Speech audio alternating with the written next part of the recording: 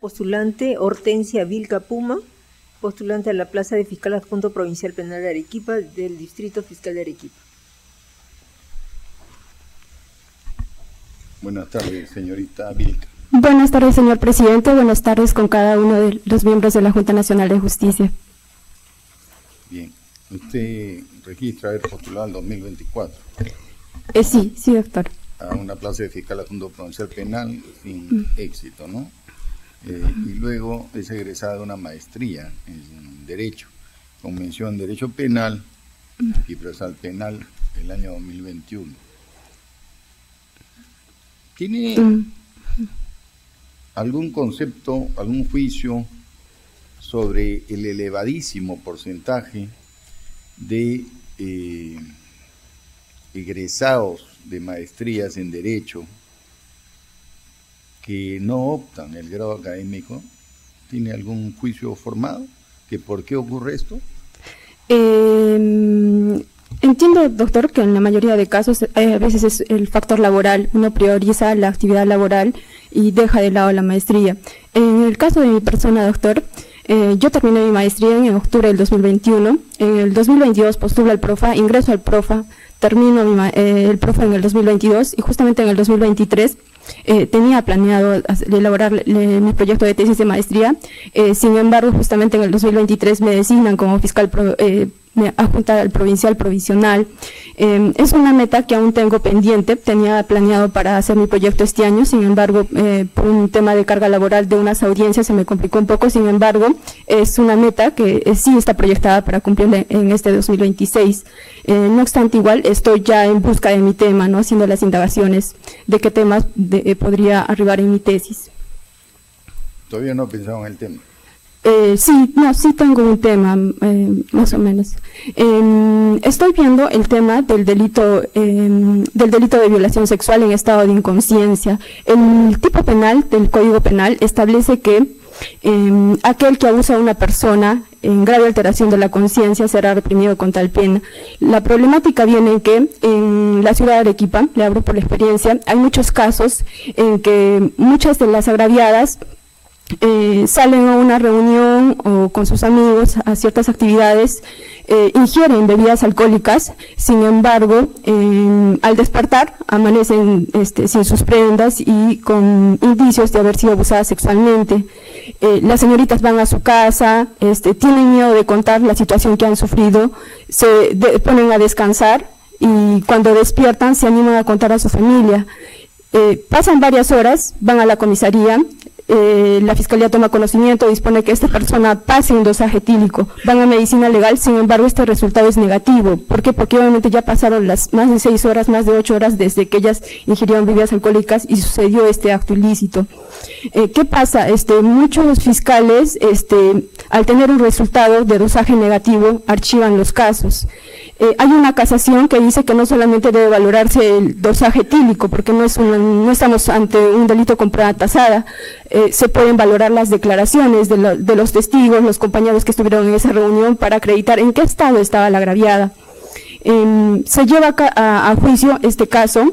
Sin embargo, en Arequipa muchos jueces son del criterio de que, como no se ha acreditado fehacientemente el estado de ebriedad o la grave alteración de la conciencia como exige el tipo penal, terminan absolviendo.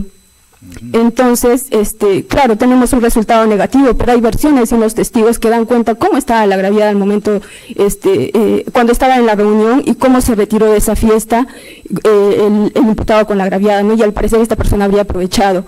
Pero en todo caso, el tipo penal nos exige, ¿no?, este presupuesto de la grave alteración de la conciencia. La tabla de alcoholemia es más de 2.5. ¿Cómo llegamos a acreditar eso? Y por eso los jueces lo absuelven. Sin embargo, estoy pensando hacer la propuesta de que en todo caso, en el artículo 172, no solo se incluya la grave alteración de la conciencia, sino tal vez la ebriedad absoluta o incluso la ebriedad misma. En todo caso, y así se podría llegar tal vez a una condena. Dígame, durante la entrevista única, en un caso a la víctima, en un caso de justamente violencia sexual, ¿cómo coordinaría usted con los psicólogos forenses y qué aspectos verificaría para asegurar que el testimonio de la víctima cumpla con estándares de no revictimización y, sin embargo, al mismo tiempo de validez probatoria. En las audiencias de entrevista única, que ahora se tramitan como prueba anticipada, antes que ingrese la menor con la psicóloga al ambiente, se dan unas pautas, ¿no? Se conversa con el psicólogo y se dice, este caso es sobre esto, y se le da ciertas pautas sobre qué aspectos es relevante para la fiscalía y se le debería preguntar a la víctima, ¿no? Al declarante. Igualmente se lleva a cabo la audiencia de prueba anticipada y la defensa también hace sus preguntas. Igual el personal psicólogo sí tiene conocimiento, no es la declaración única de esta persona, y lo que queremos es que nos dé la información concreta en sí de todos los hechos, porque ya no la podemos volver a llamar para que declare, ¿no? Y es por eso que sí se le da las pautas al psicólogo para que pregunte, sobre todo la edad, ¿no? Si es una persona, por ejemplo, un menor de edad que tiene 13 años y la tesis vamos viendo que del imputado es que habría un error de tipo, que el imputado no sabía de la edad, entonces se le precisa a la psicóloga, ¿no? Que le pregunte si en algún momento le dijo su edad, por qué medios le dijo su edad, si alguna vez la vio con uniforme, ¿no? Para tener esos datos. Y cuando nos vayamos a juicio, digamos, si bien el imputado dice, a mí me dijo que tenía 14, 15 años, sin embargo la menor va a dar otras precisiones, pero me vio con uniforme, entonces, para poder superar esta sección que pueda interponer más adelante la defensa. Bien, doctor de la Puente.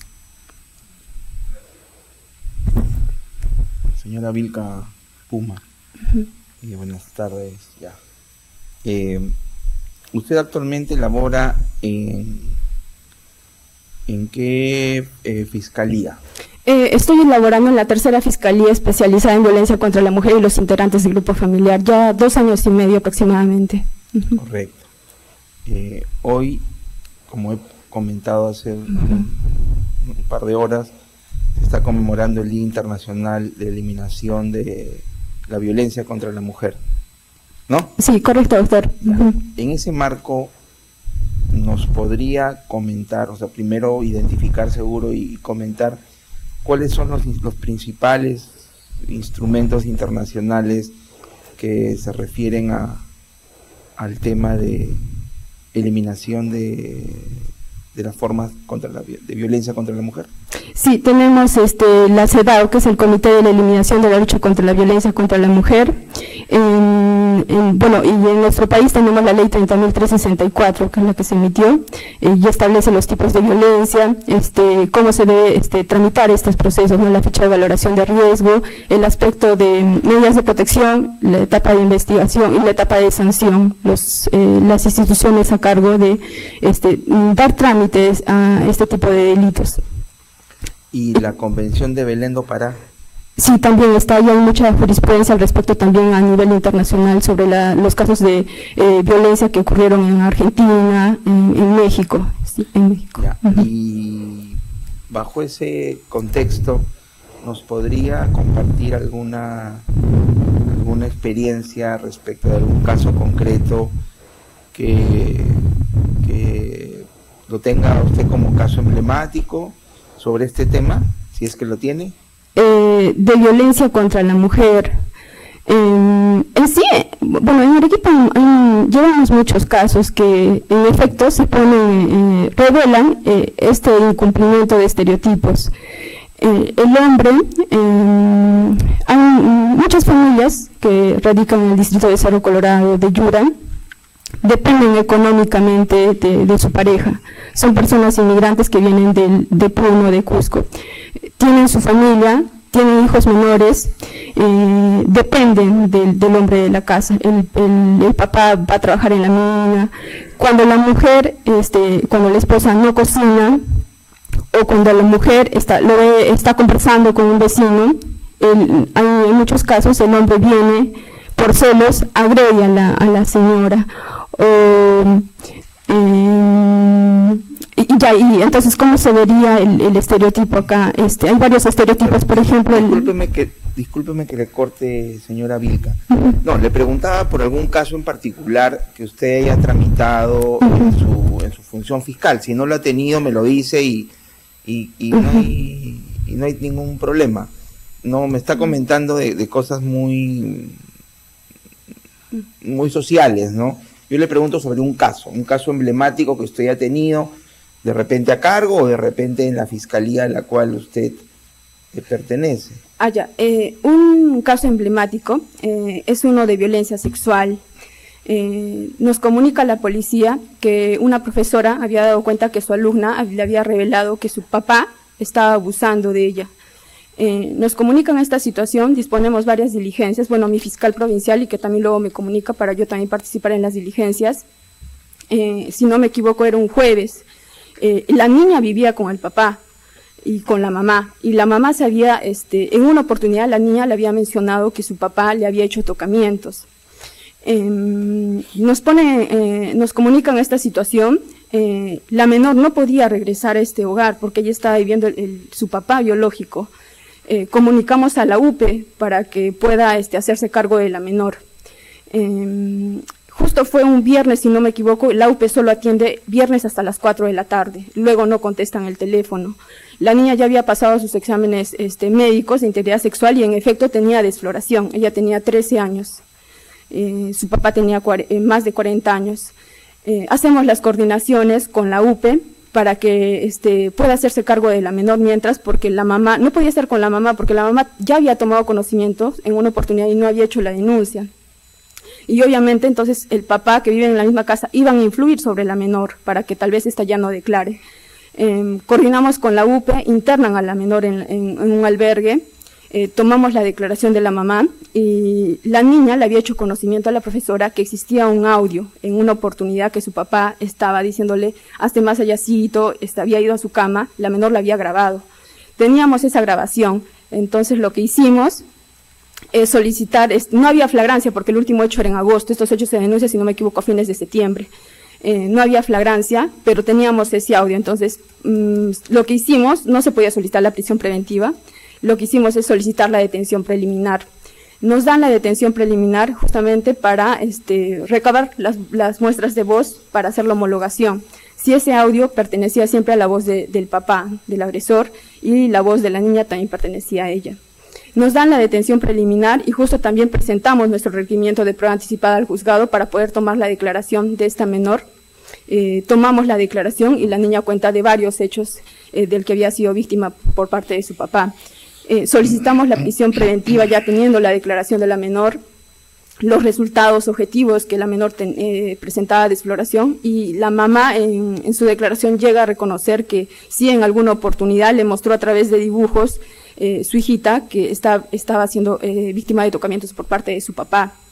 Nos dan la prisión preventiva y bueno, este caso, bueno, lo resalto, fue un poco complejo por el tema de la homologación, no se solicitó una detención porque el señor era un obrero.